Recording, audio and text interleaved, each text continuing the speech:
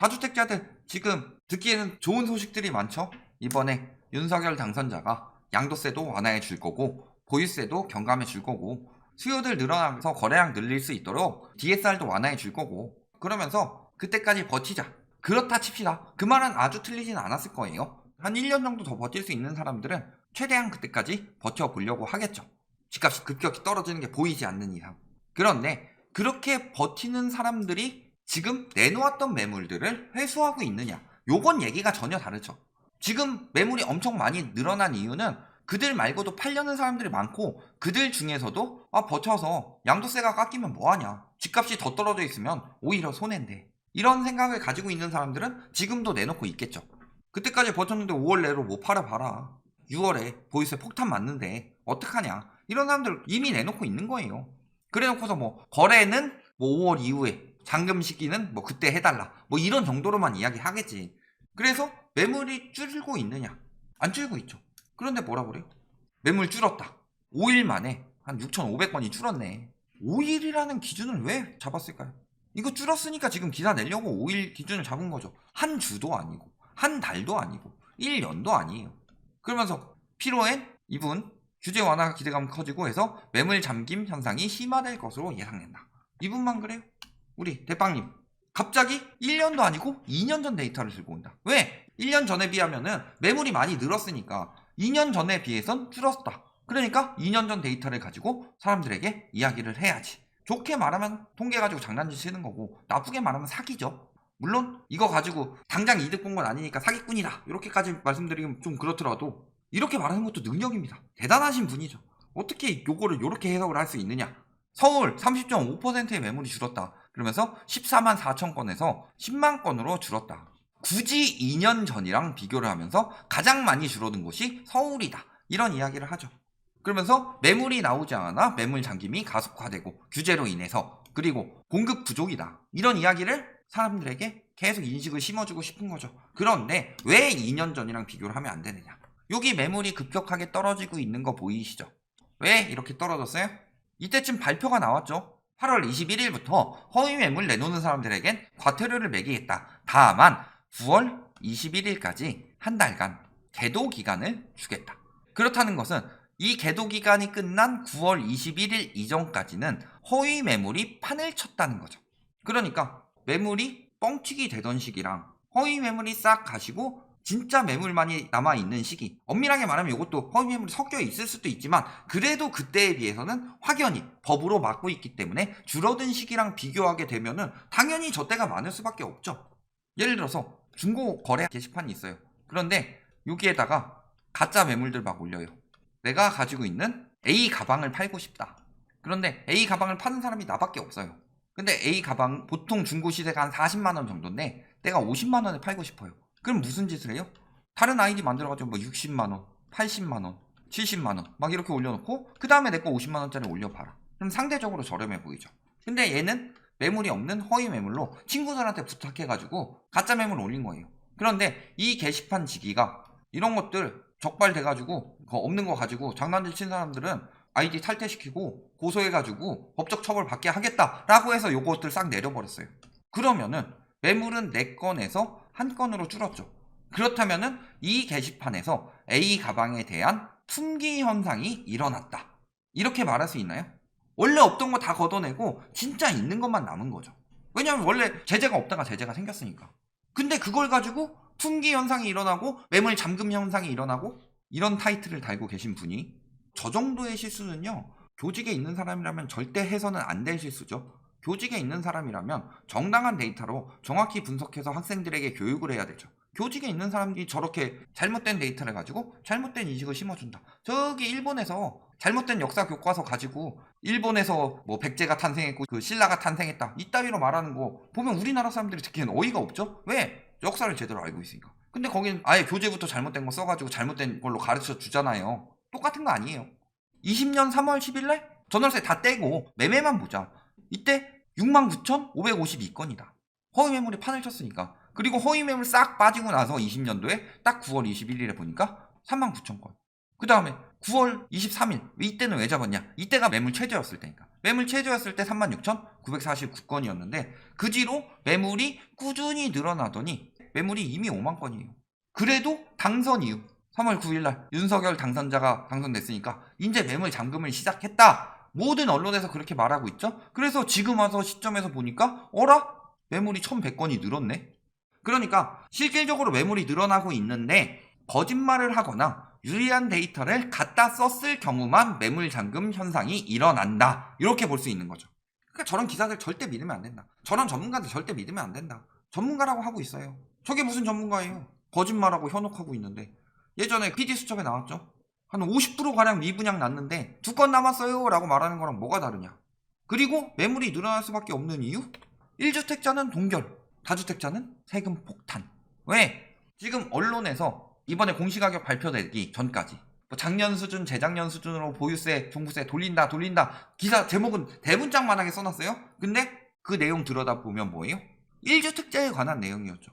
1주택자는 감면해줄 충분한 명분이 있죠. 근데 다주택자는 감면해줄 명분이 있어요? 이 명분이 없다 아닙니까? 명분이. 그러니까 다주택자들은 하나도 깎아주는 거 없죠.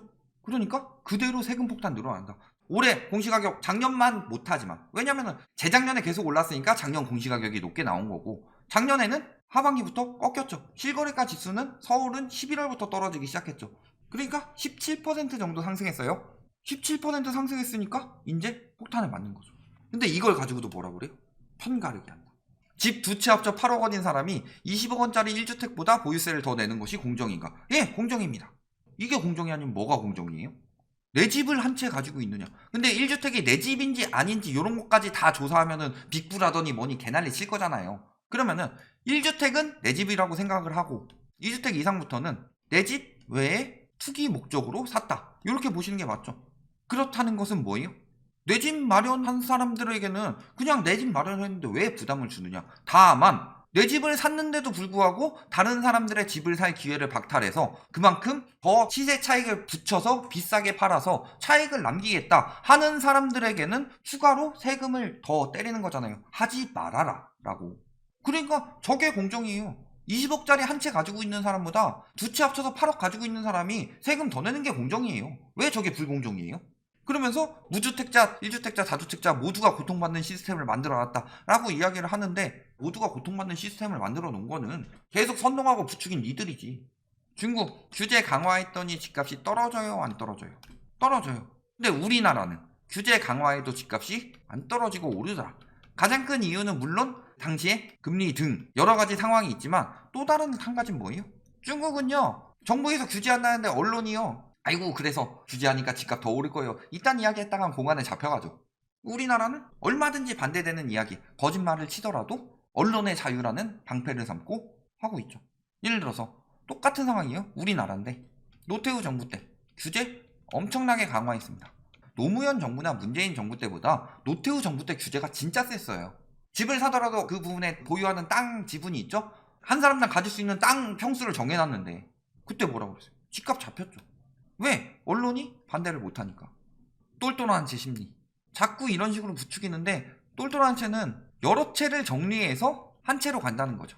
자 그러면 저게 만약에 맞는 말이라면 일시적으로 요 한 채의 가격은 오를 수 있죠. 똘똘한 채니까. 그런데 이 여러 채를 정리를 했어요. 그러면은 지금 절대 공급 부족이 아니라고 그랬어요. 실수요 입장에서 지금 빈집 계속 늘어나고 있죠. 그러면은 팔리지 않고 가격이 계속 떨어지는 집이 생길 거다. 그런 집들이 계속 쌓이게 되면은 어떻게 돼요? 중간 가격, 고가까지 다 영향을 미치게 돼요. 아니 별 차이 안 나는데 얘는 막 1억까지 떨어져 있고 얘는 한 10억 받으려고 해요. 수요가 이쪽으로 조금씩 몰리죠. 그럼 얘가 10억을 유지할 수 있겠느냐. 근데 얘보다 조금 좋은 데는 한 20억을 갑자기 해요. 근데 얘가 막 6억, 5억 막 이렇게 떨어지고 있으면 이쪽으로 몰릴 수밖에 없죠. 아니 내가 왜 15억이나 더 주고 요만큼의 인프라를 더 누리기 위해서? 그러면서 차츰 바뀌는 거죠. 거기다가 똘똘한 채 보유, 경영, 똘똘한 채를 살 수 있느냐? 다주택자들이 처분이 돼요? 처분이 안 되는데 무슨 똘똘한 채예요? 똘똘한 채는 거래량이 늘어났느냐? 안 늘어났어요. 똘똘한 채도 줄고 나머지 다 줄었어요. 똘똘한 채라고 불리는 강남 아파트들 찍어가지고 거래량 늘어나고 있는지 줄어들고 있는지 한번 봐봐요. 심지어는 양도세 깎아줘도 매물 적을 수도. 아니 양도세 안 깎아줘도 매물 늘어나는데? 어디서 구라들이냐. 지금 굉장히 큰일 난 상황이에요. 다주택자들이 또 한 가지 가장 크게 위험한 거, 전세죠, 전세.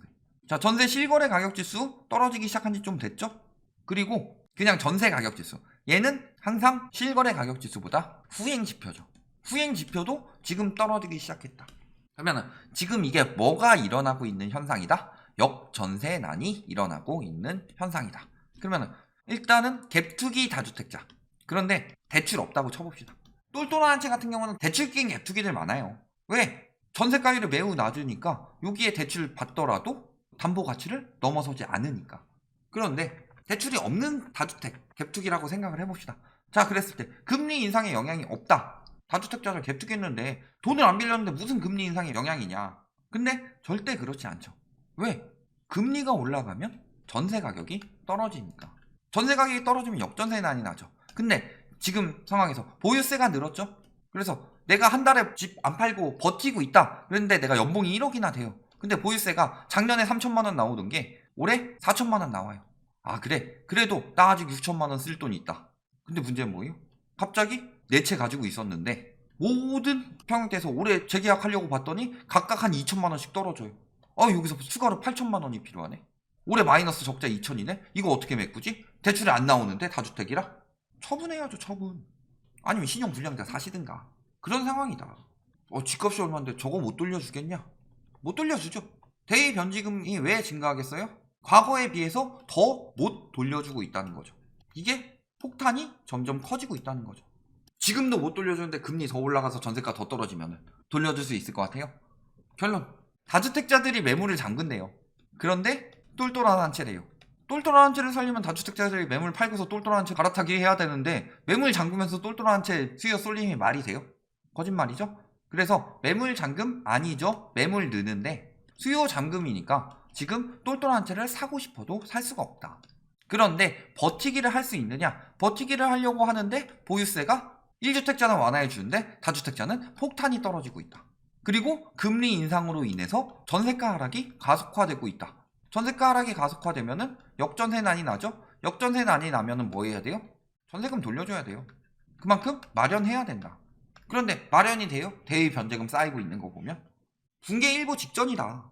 만약에 이번에 DSR 풀어줘가지고 정리를 해서 그걸로 조금 더 버틸 수 있는 사람도 물론 있겠지만 이제부터 대다수의 다주택자들은 지금 빨리 처분하지 않으면 지옥이 펼쳐진다. 이렇게 알아두시면 되겠습니다.